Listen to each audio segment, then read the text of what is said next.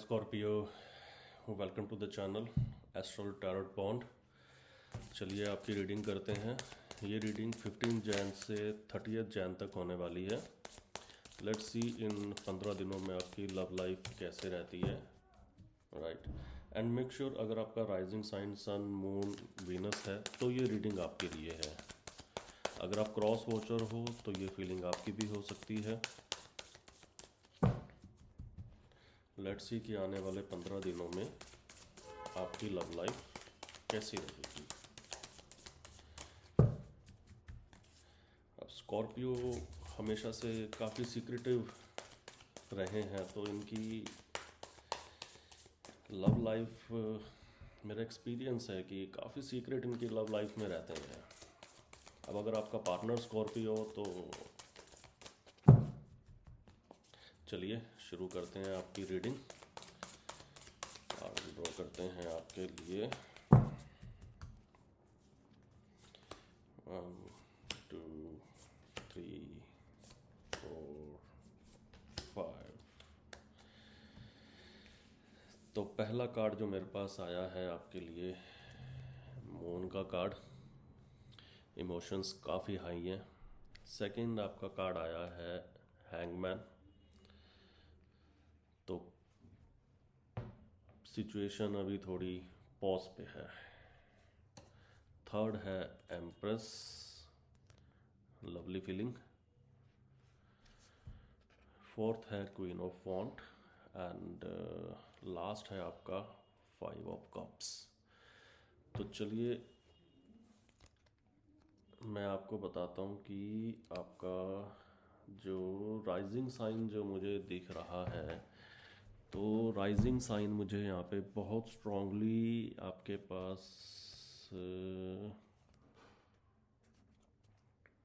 Pisces दिख रहा है। मुझे काफ़ी स्ट्रांग दिख रहा है पाइसेस मुझे, और टॉरस भी है, लियो है, कैंसर भी है, ठीक है। बट अगर मैं राइजिंग साइन इसकी बात करूं और यहाँ पे अगर मैं बात करूं कि सबसे स्ट्रॉन्ग साइन, तो वो पाइसेस है। तो हो सकता है कि आपके जो पार्टनर हैं वो पाइसेस हो या फिर कैंसर भी हो सकते हैं, ठीक है। और लेट्स स्टार्ट, आपकी रीडिंग शुरू करते हैं अब।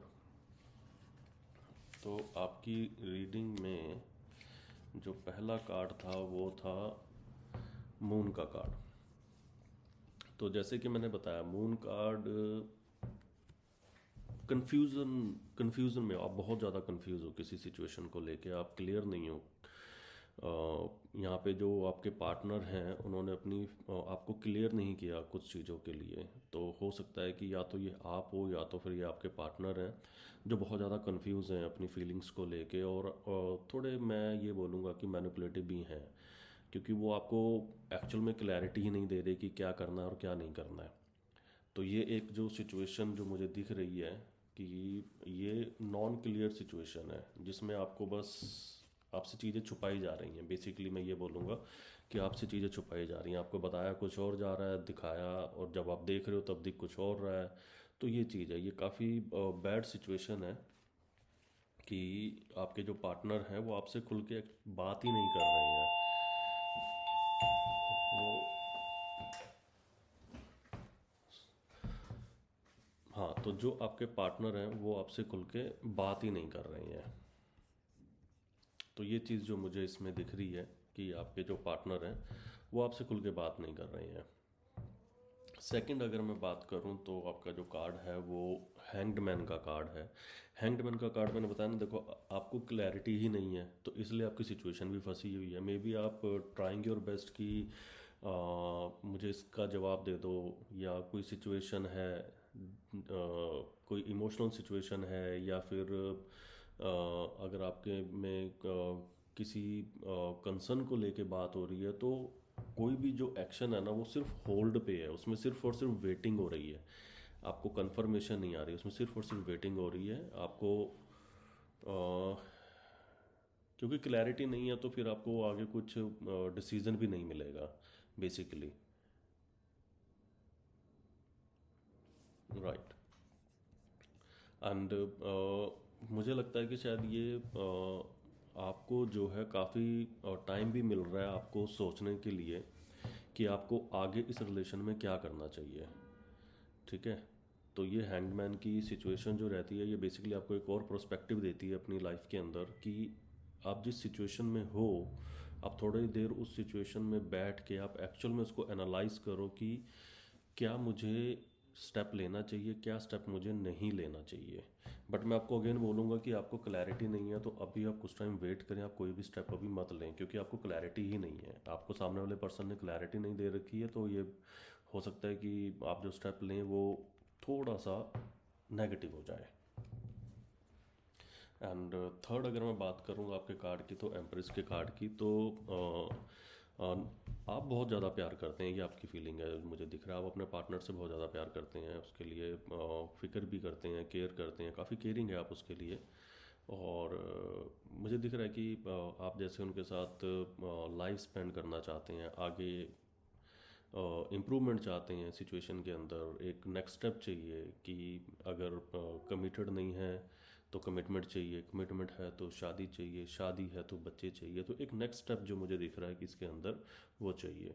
और आप जिससे डील कर रहे हो, तो मुझे ये भी दिख रहा है कि वो पर्सन शायद आपसे बड़े भी हैं, वो पर्सन बड़े हैं वो आपसे। हो सकता है कि वो ऑलरेडी शादीशुदा हो या फिर विडोवर हो। दैट इज़ द रीज़न कि वो कहीं फंसे हुए हैं। हो सकता है कि शायद वो किसी सिचुएशन में फंसे हुए हैं, या फिर वो शादीशुदा है, आप किसी शादीशुदा के साथ रिलेशन में हैं, आपके partner, and that is the reason कि आपसे बातें भी छुपाई जा रही हैं या फिर आपको क्लैरिटी नहीं दी जा रही किसी सिचुएशन के अंदर। तो ये भी एक प्रोस्पेक्टिव हो सकता है। बट लव करते हैं आपको। एंड बात करूँ तो क्वीन ऑफ वॉन्ड्स की, तो क्वीन ऑफ वॉन्ड्स का कार्ड मुझे दिखाता है कि आप लोग जब साथ में होते हैं तो आप काफ़ी इंजॉय करते हैं एक दूसरे की कंपनी को। तो मुझे दिख रहा है काफ़ी कॉन्फिडेंट होते हैं आप दोनों साथ में। और ये एक्चुअली आपकी एनर्जी है। आप थोड़ा वैसे आप बहुत ज़्यादा प्रैक्टिकल हैं, बट जब आप उनके साथ होते हैं तो आप बिल्कुल बच्चों जैसे बन जाते हैं, बिल्कुल अनमेच्योर बन जाते हैं आप उनके सामने, क्योंकि आपको उनकी कंपनी बहुत अच्छी लगती है, आपको उनके साथ रहना है।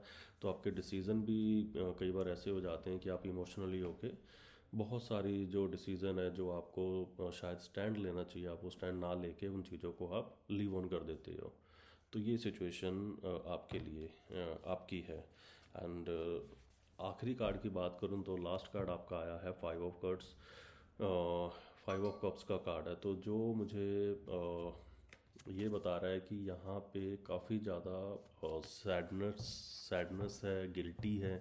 मे बी जो आपके पार्टनर हैं वो, उनको ये समझ आ गया है कि आपने इस रिलेशन के अंदर बहुत एफर्ट्स किए थे, एंड उनको भी एफर्ट्स करने चाहिए थे। तो अभी शायद आपने अपना मन जो है